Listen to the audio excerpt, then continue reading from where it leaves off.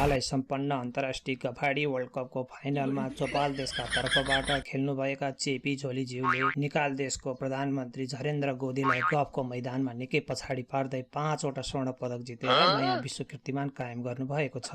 खेल सुरु हुने बित्तिकै झरेन्द्र गोदीले डिजिटल निकाल र 5 ट्रिलियन इकोनोमीको बल फाल्नुभएको थियो। तर झोलीज्यूले क्रिजमा उभिने बित्तिकै घर घरमा ग्यासको पाइप र प्रशान्त महासागरमा आफ्नै पानी जहाजको यस्तो बाउन्सर प्रहार गर्नुभयो कि गोदीजी हेरेको हेरै हुनुभयो। निर्णायक मण्डलका अनुसार झोलीज्यूले निम्न विधाहरूमा स्वर्ण पदक हात पार्नुभएको हो। रेलवे विधा, काठमाडौँमा हर्न बजाउँदै गुड्ने रेलको गफमा पहिलो स्वर्ण, उखान टुक्काको प्रयोग गरी विपक्षीको साटो उडाएकोमा दोस्रो स्वर्ण।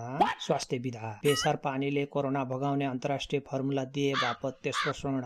भूगोल विधा, अयोध्याको असली लोकेसन पत्ता लगाएकोमा चौथो स्वर्ण। र पाँचौं विधामा सुत्ने बेलामा पनि गफ गर्न सक्ने अद्भुत क्षमताका लागि 5औं स्वर्ण पदक प्राप्त गर्नुभएको छ। खेल हारेपछि झरेन्द्र गोदीजीले हाँस्दै भन्नुभयो, मलाई लाग्थ्यो म मात्रै गफमा माहिर छु, तर झोलीजी त गफको पनि गफाडी निस्किनु भयो। मलाई लाग्थ्यो म मात्रै गफमा माहिर छु, तर झोलीजी त गफको पनि गफाडी निस्कनु भयो। यो ऐतिहासिक जितपछि अब चोपाल देशका हरेक चिया पसलमा गफ उत्सव मनाइने भएको छ। पदक वितरण समारोहमा झोलीज्यूले भन्नुभयो, यो त ट्रेलर मात्रै हो, अर्को पटक म मङ्गल ग्रहमा चोपाल देशको झण्डा गाड्ने गफ गरेर 10 वटा स्वर्ण ल्याउँछु।